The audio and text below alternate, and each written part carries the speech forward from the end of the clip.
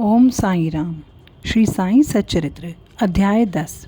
श्री साईं बाबा का सदा ही प्रेम पूर्वक स्मरण करो, क्योंकि वे सदैव दूसरों के कल्याण के लिए तत्पर रहते थे। उनका स्मरण करना ही जीवन और मृत्यु की पहेली हल करना है। साधनाओं में ये अति श्रेष्ठ तथा सरल साधना है, क्योंकि इसमें कोई द्रव्य नहीं होता। केवल मामूली परिश्रम से ही भविष्य फलदायक होता है। जब तक इंद्रियां बलिष्ठ हैं, क्षण क्षण इस साधना को आचरण में लाना चाहिए। अन्य देवी देवता तो भ्रमित करने वाले हैं, केवल गुरु ही ईश्वर है। हमें उनके ही पवित्र चरण कमलों में श्रद्धा रखनी चाहिए। वे तो हर इंसान के भाग्य विधाता और प्रभु हैं। जो अनन्य भाव से उनकी सेवा करेंगे, वे भवसागर से निश्चय ही मुक्ति को प्राप्त होंगे। न्याय अथवा मीमांसा या दर्शन शास्त्र पढ़ने की भी कोई आवश्यकता नहीं। जिस प्रकार नदी या समुद्र पार करते समय नाविक पर विश्वास रखते हैं, उसी प्रकार का विश्वास हमें भवसागर से पार होने के लिए सद्गुरु पर रखना चाहिए। सद्गुरु तो केवल भक्तों के भक्ति भाव की ओर ही देखकर उन्हें ज्ञान और परमानंद की प्राप्ति करा देते हैं। बाबा का विचित्र बिस्तर। श्री नाना साहिब डेंगले एक 4 हाथ लंबा और 1 हथेली चौड़ा लकड़ी का तख्ता श्री साईं बाबा के शयन के लिए लाए। बाबा ने उस तख्ते को नीचे न रखकर पुरानी चिंदियों से मस्जिद की बल्ली से उसे झूले के समान बांध दिया और उस पर शयन करना आरंभ किया। चिंदियों के बिल्कुल पतले और कमज़ोर होने के कारण लोगों को उसका झूला बनाना एक पहेली सा लगा। चिंदियाँ तो तख्ते का भार भी वहन नहीं कर सकती थीं, फिर बाबा के शरीर का भार कैसे वहन करेंगी। जिस प्रकार भी हो, ये तो राम जाने, परंतु यह बाबा की लीला थी। जो फटी चिंदियाँ तख्ते और बाबा का भार संभाल रही थीं। बाबा को तख्ते पर बैठे या शयन करते हुए देखना देवताओं के लिए भी दुर्लभ था। सब आश्चर्यचकित थे कि बाबा तख्ते पर कैसे चढ़ते और उतरते होंगे, इसलिए सब इस रहस्योद्घाटन के लिए दृष्टि लगाए रहते थे। इसलिए वहाँ भीड़ बढ़ती जा रही थी। इस कारण बाबा ने एक दिन तख्ता तोड़कर बाहर फेंक दिया। यद्यपि बाबा को अष्ट सिद्धियाँ प्राप्त थीं, परंतु उन्होंने कभी भी उनका प्रयोग नहीं किया। वैसे जो पूर्णता को प्राप्त हो, उनके पास ये सिद्धियाँ स्वतः ही आ जाती हैं। ब्रह्म का सगुण अवतार। बाह्य दृष्टि से श्री साईं बाबा 3.5 हाथ लंबे एक सामान्य पुरुष थे, फिर भी प्रत्येक के हृदय में वे विराजमान थे। अंदर से वे आसक्ति रहित और स्थिर थे, परंतु बाहर से उन्हें सदैव जन कल्याण की चिंता रहती थी। भक्तों के निमित्त उनके हृदय में परम शांति विराजमान थी, परंतु बाहर से वे अशांत प्रतीत होते थे। वे भीतर से ब्रह्मज्ञानी, परंतु बाहर से संसार में उलझे दिखाई देते थे। वे कभी प्रेम दृष्टि से देखते तो कभी डांटते। वे गंभीर, शांत और सहनशील थे। वे सदा दृढ़ और आत्मलीन रहते थे और भक्तों का सदैव उचित ध्यान रखते थे। वे सदा एक आसन पर ही विराजमान रहते थे। वे कभी यात्रा को नहीं निकले। विचार शून्य होने के कारण वे शांत थे। उन्होंने कांचन और कीर्ति की कभी भी चिंता नहीं की और भिक्षावृत्ति पर निर्वाह करते थे। उनका भक्तों पर विशेष और अटूट प्रेम था। श्री साईं बाबा के माता पिता और उनकी जन्म तिथि का ठीक ठाक किसी को भी पता नहीं है। जब पहल बाबा शिरडी आए, उस समय उनकी आयु 16 वर्ष की थी।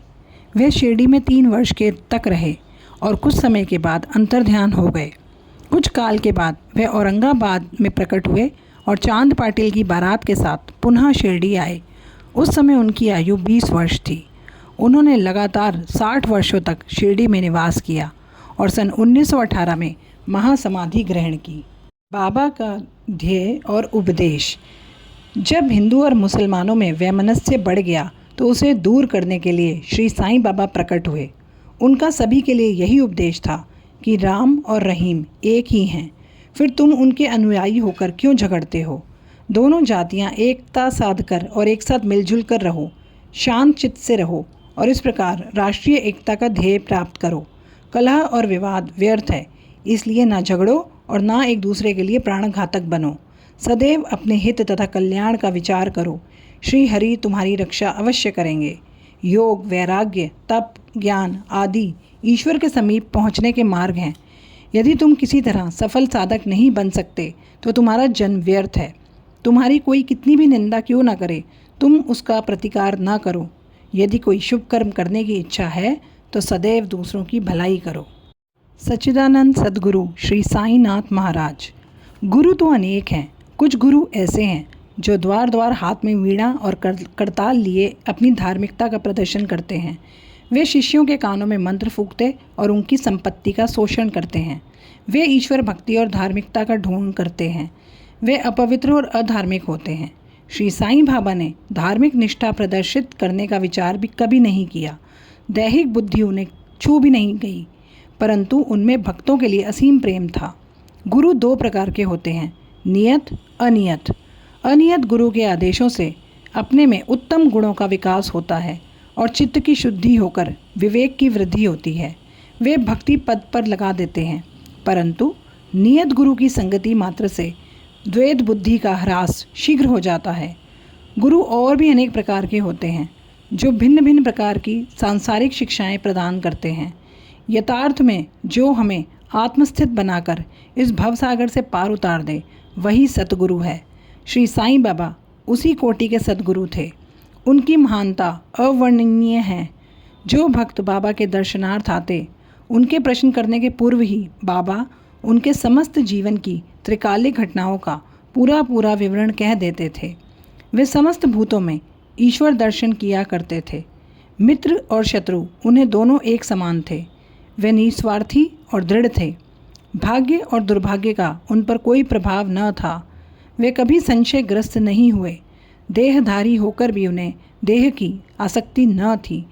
देह तो उनके लिए केवल एक आवरण मात्र था। वे मुक्त थे। वे शिरडीवासी धन्य हैं जिन्होंने श्री साईं बाबा की ईश्वर रूप में उपासना की। सोते जागते, खाते पीते, वाड़े या खेत तथा घर में अन्य कार्य करते हुए भी वे लोग सदैव उनका स्मरण और गुणगान करते थे। साईं बाबा के अतिरिक्त दूसरा कोई ईश्वर वे मानते ही न थे। शिरडी की नारियां भी उनका तो कहना ही क्या, वे भोली भाली थीं और पवित्र प्रेम उन्हें ग्रामीण भाषा में भजन रचने की प्रेरणा देता था। यद्यपि वे शिक्षित ना थीं, फिर भी वह सरल भजन गाती थीं। यदि कोई विद्वता न थी, पर वरन उनका सच्चा प्रेम ही इस प्रकार की कविता का प्रेरक था। विनयशीलता। ऐसा कहते हैं कि भगवान में 6 प्रकार के विशेष गुण होते हैं, यथा कीर्ति, श्री, वैराग्य, ज्ञान, ऐश्वर्य और उदारता। श्री साईं बाबा में यह सभी गुण विद्यमान थे। उन्होंने भक्तों की इच्छा पूर्ति के निमित्त ही सगुण अवतार धारण किया था। उनकी कृपा बड़ी ही विचित्र थी। भक्तों के हेतु वे अपने श्रीमुख से ऐसे वचन कहते जिनका वर्णन करने का सरस्वती भी साहस न कर सकती थी। उनमें से यहाँ एक रोचक नमूना दिया जाता है। बाबा अति विनम्रता से इस प्रकार बोलते, दासानुदास मैं तुम्हारा ऋणी हूँ। कैसी विनम्रता है ये।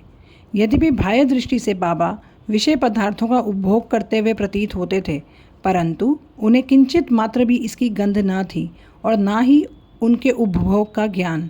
वे खाते अवश्य थे, परंतु उनकी जिह्वा को कोई स्वाद न था। वे नेत्रों से देखते थे, परंतु उस दृश्य में उनकी कोई रुचि न थी। काम के संबंध में तो वे हनुमान सदृश अखंड ब्रह्मचारी थे।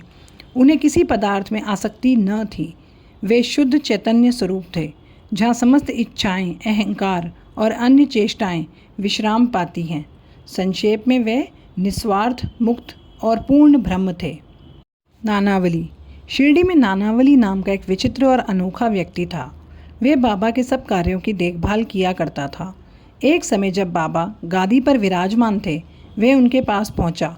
वह स्वयं ही गादी पर बैठना चाहता था, इसीलिए उसने बाबा को वहां से हटने को कहा। बाबा ने तुरंत गादी छोड़ दी और नानावली वहां विराजमान हो गया। थोड़े समय वहां बैठकर वह उठा और बाबा को अपना स्थान ग्रहण करने को कहा। बाबा पुनः आसन पर बैठ गए। यह देखकर नानावली उनके चरणों पर गिर पड़ा।